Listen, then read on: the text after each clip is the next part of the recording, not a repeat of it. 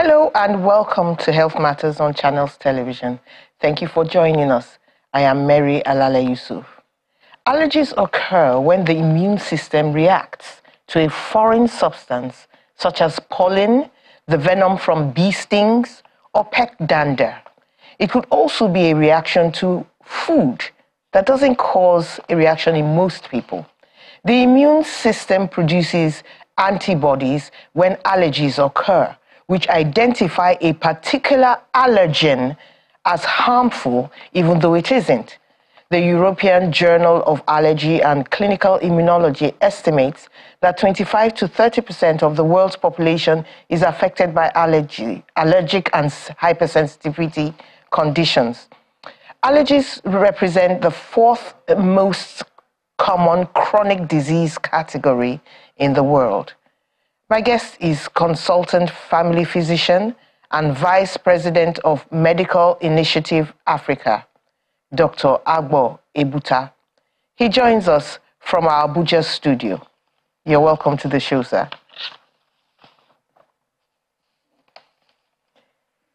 So if you can hear me, essentially... Yes. Okay, yeah. So this is a substance that isn't really harmful, but the body mechanism just interprets it as so. Why is that?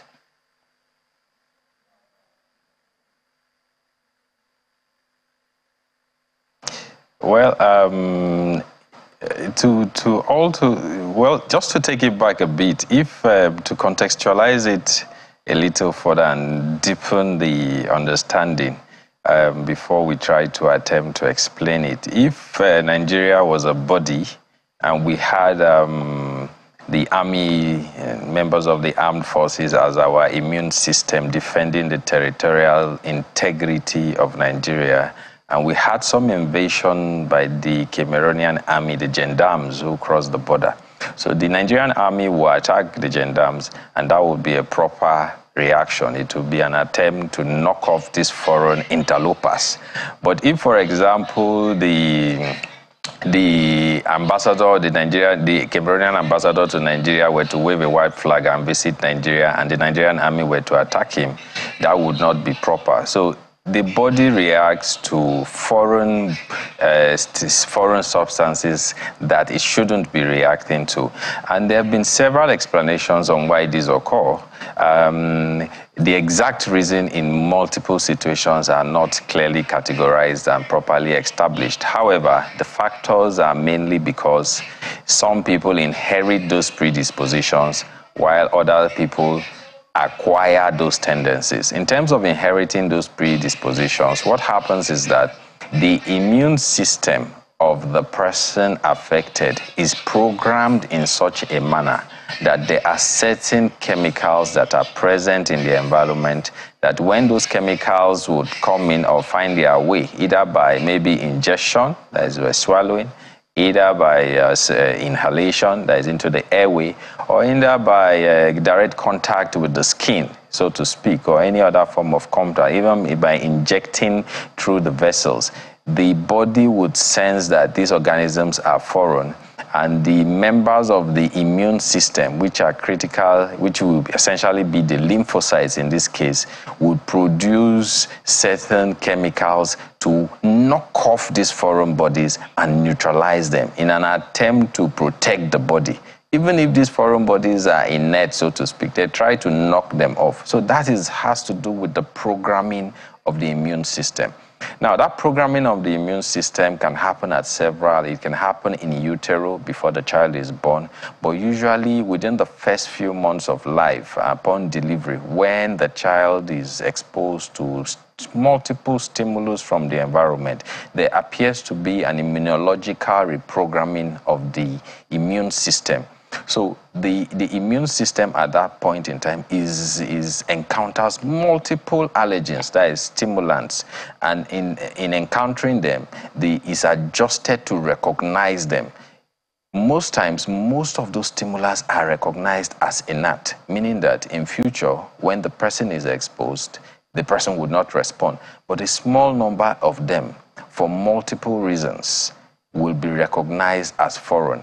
eating things as little as granules, strawberries, dust mites, perfumes, smoke, and the rest would tend to stimulate the immune system. So definitely there's a hereditary component where people inherit that tendency through their family lines, and then there's an environmental component where due to a failure of exposure at a critical time in development, they are unable to establish the capacity to recognize some of these foreign bodies as neutral, harmless, and inert. Okay, so there is a place for exposure. But before we go to that, what do the symptoms look like? Well, the symptoms would depend on the part of the body affected. So if it is the eye, it will be inflammation, symptoms of inflammation in the eye. So what we typically see in the clinic, and what I've seen in the last couple of weeks, is that people come in with itchy eyes. If it's the nose, it will be itchy nose. If it is the airway, obviously in patients with asthma and all of that, it will be difficulty breathing. Because the classical thing is what's happening is that there's some level of, as the chemicals are released by the immune system to fight the foreign bodies, these chemicals are released in undue proportion. They fight the foreign bodies, but they also damage the surrounding tissues. Now, this will manifest as inflammation, which is essentially angry immunologic systems. So in the eye, you would have a reddening of the eye, increased secretions in the eye. Well, basically, it may start with itching and all of that, and then progress to discharge, watery discharge in the eye, increase secretions in the eye. And in the nose, you see patients actually vigorously and violently trying to itch their nose because they have itching. They feel itchy in the nose, and then that leads to a lot of secretion. It goes all the way to the throat, all the way to the ear, because the mucosal lining of the nose, the mouth and the ear are all connected. So that massive secretion of chemicals causes that irritation. In the airway, where of course we have things like asthma, which is unfortunately one of the commonest clinically and public health-wise important allergy, it affects the airway and has led to numerous deaths. In Nigeria, we lose up to 200, 300,000 people may die of poorly treated asthma on a yearly basis. So this causes massive secretions in the airway that causes obstruction. Another common form of allergic manifestation, obviously, is the skin. When the skin comes in contact with these foreign agents, or allergens as they call them, and the immune system would now sense these allergens as low. These are foreign. Let's fight. Let's release chemicals. Let's take them out. And in the process, they cause damage to the person's skin. So you see irritations on the skin, and this is commonly called dermatitis, and colloquially is also called eczema. Another common form of manifestation is when patients who are allergic to certain food substances ingest those food substances, and they go into the intestinal airway, the stomach, the intestine, where they cause irritations, and chemicals cause secretions, massive amounts of fluid, and patients will start vomiting, abdominal pain, diarrhea, and so on. So, one of the deadliest forms of allergy is what you call an anaphylactic reaction, where the patient is exposed to an allergen, and that causes massive release of chemicals within the vasculature of the patient, and that leads to a complete collapse of the circulatory system. So you have a situation where the patient's blood pressure shuts down. I mean, imagine a blood pressure going from 140/90 to as low as 60/40. That cannot sustain life and is life-threatening, and action must be taken almost immediately. That's the worst form, but most of the others can be taken, addressed on a more less emergent situation. In your estimation, how many minutes does one need to react in for an anaphylactic situation? Well, you need to react within 3, 4, 5 minutes because you need to arrest that process quickly. And in climes where you have very strong health systems, where people have been identified as at risk of anaphylactic reaction, they are provided with certain interventions. You have what you call the immune pen, the flexi pen, where it's basically adrenaline, and patients are actually permitted, are actually encouraged to move around with this FlexiPen because it's a matter of life and death. But in our setting, for example, in situations when this happens, we will need to mobilize these people as fast as possible to the nearest health facility, where by the hope and by effort, hopefully, we would have adrenaline in place, which we can quickly and immediately administer to these patients.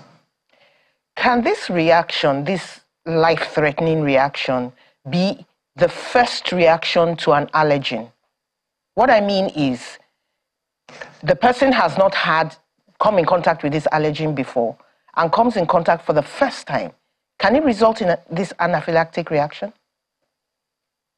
100%. In fact, the most people die because it's happening to them the first time. And there are many reasons why. But if you want to look at the key reason, the key reason is a phenomenon we call, immunologically, we call it what you call the molecular mimicry. So what happens is that the person's immune system has identified a certain shape of allergen as foreign. And in identifying that particular shape of allergen as foreign, if the person is now exposed to an allergen, another one that is similar, even in a micro component of it, to this allergen that it has been preset against, it will react in the same way, and you would have a massive anaphylactic reaction. Wow, that is very serious. But you mentioned something about the skin, and you said eczema. Yes. It's an allergy. Some people say eczema is a disease that can be passed on to someone else. I've heard that several times. They move away from people with eczema, saying, I don't want to catch it. Are there types like that? Technically speaking, eczema refers to allergic skin reaction, dermatitis. However, it has been used to address and qualify almost anything that is found to be abnormal on the skin, and we really do not blame it. That's why we have you and we have Health Matters to continue to educate the public, so to speak. In essence, what we have is that if you have a reaction on the skin that is as a result of an exposure to an allergen, it would present as allergic dermatitis.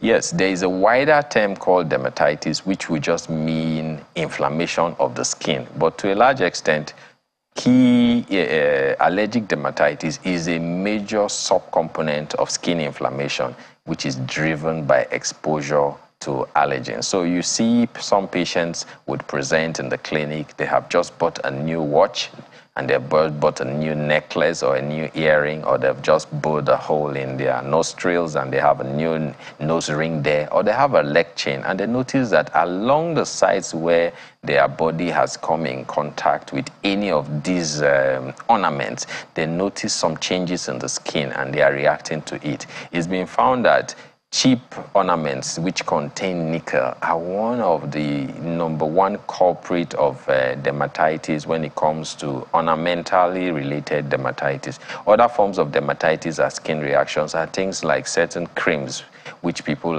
use. You purchase creams and you don't know where they are obtained from, and they contain certain chemicals and these chemicals are allergens, and your immune system is preset to react to these allergens. Definitely it would manifest as a dermatitis, or in this case allergic dermatitis, since there is a specific agent, an allergen, a foreign body that your skin is not even supposed to react to, but because of that tendency you tend to react to it. Doctor, we're going to talk about exposure because you mentioned it so much, but that will be after the break. Yeah. We're going on the short break. Stay with us. Welcome back. We're talking about allergies on Health Matters on Channels Television. You can call 0808-054-2233 if you have any questions on allergies. You can also tweet at CTV_Mary A. This should be showing on your screen now. You can also send an email to me at moalale@channelstv.com while we continue with the program. So, Doctor, we're talking about exposure now. You said something in the beginning of your this conversation. You said if people are not exposed early enough to certain things, they may turn out to be allergic to those things later in life. So what is your advice for exposure of a child from birth? Is there any preset, Yeah, well, indeed, the thing about exposure, it's in two dimensions. At birth, as you pointed out, and then subsequently in life, obviously, exposure has the challenge with exposure is that it leads to it serves as a triggering event. But as the focus is right now just after birth and around the time of post-delivery, what happens is that it's been shown that in climes where the exposure to environmental allergens, stimulants, are less, the chances and the risk of allergy in those populations, the children, is much higher. Like countries like Australia and in the West, where environments are usually very clean, exposure to childhood infections have been completely or reduced significantly by immunization and improvement in hygiene and water and all those things. It means that these children are not exposed early to these allergens in the form of certain kinds of food, in the form of certain kinds of infections, which would have resulted in their immune system being adjusted to those allergens. So what happens is that having not been exposed to those allergens later in life, when they are now exposed to those allergens, these allergens are now perceived as foreign bodies, as threats, and the body reacts to it massively. In fact, there was this hypothesis, which of course still has some merit. It's called the hygiene hypothesis. And it was said that children who grew up in excessively clean environment were more at the risk of developing allergic conditions, mainly because they were playing around in very clean environment and they were not exposed to those infections, and their immunity was not challenged, and their allergic detection system was not downgraded. Because what you want to do usually in the first few months of life is that the immunity is downgraded. Now, there's an interesting phenomenon that happens, is that when you are first given birth to, your immune system produces all kinds of cells that can recognize every kind of allergen conceivable. When you are exposed to certain allergens, the cell lines, and when your immune system is consistently exposed to certain allergens, the cell lines that are focused on that particular allergens, upon being exposed, undergo what you call it's like suicidal for them. They undergo kind of a remission, and the cell lines are wiped out. So the body is now able to fail to recognize those foreign bodies, those foreign allergens, and is adapted to conceiving them as innate.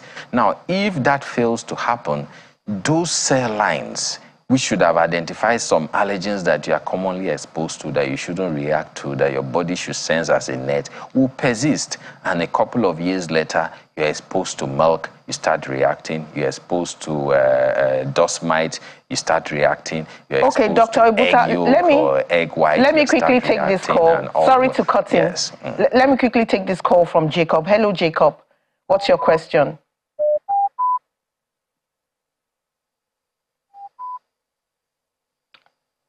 I think we lost Jacob. But let me quickly, yes, but he can try again. He can definitely try again.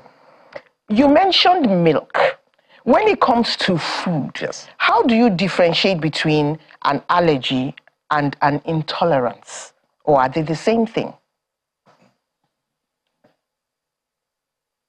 Well, an allergy, typically an allergy you will be able to sense you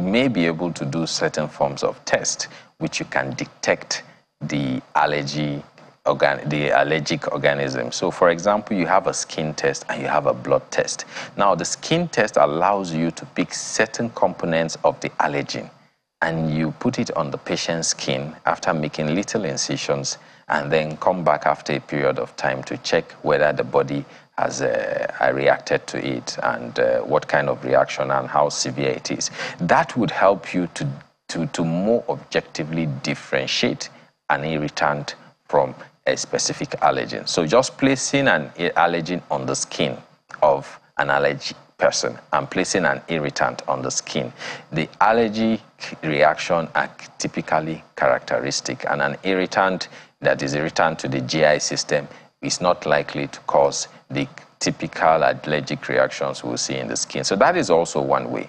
A second way is by picking up the specific immunological chemical, the immunoglobulin E, which is present in the blood, and determine whether the immunoglobulin E collection in this particular patient would react with those certain antigens. But these are typically done in a research setting and not available for clinical practice. What is available for clinical practice is a skin test, which will enable you to determine which allergen the particular patient. And the advantage is that you can actually test up to 20 different allergens. You just place them in different spots on the patient's back, and then after 48 hours or thereabout, you can come and open it up and look. And you would see that there are certain spots out of those 20 spots, maybe 3 spots where you have nickel, where you have some egg albumin and all the rest, or dust mites, the patient has reacted.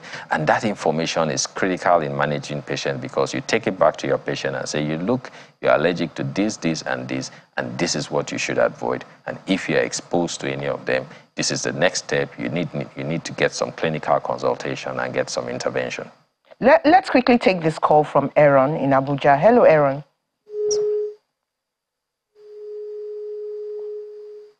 Looks like we lost Aaron too, but you can keep trying. Can any allergies be cured, treated, and gotten rid of? Technically speaking, yes. In fact, some allergies would resolve spontaneously on their own, and then some allergies can definitely be cured. The challenge is that the process of curing allergy is not always clinically available, because what you want to do is to gradually expose. Maybe a patient is allergic to a particular food. What you do is that under controlled circumstances, you gradually expose them to tiny bits of that allergen until their body adjusts to that. But that is more theoretical than practical, because commonly in the clinical setting, we don't bother about curing most times. What we want to do is that we want to advise patients to avoid it and educate them well enough that when they develop symptoms upon exposure, these are the steps they need to take. Okay, Doctor, thank you very, very much. That was such an expose. Thank you for coming on the show. Pleasure, always. Thanks for having me. Always. And thank you at home, on the way, watching on your phone, on your TV, on your laptop, for tuning in to Health Matters. Have a wonderful day. I am Mary Alale Yusuf.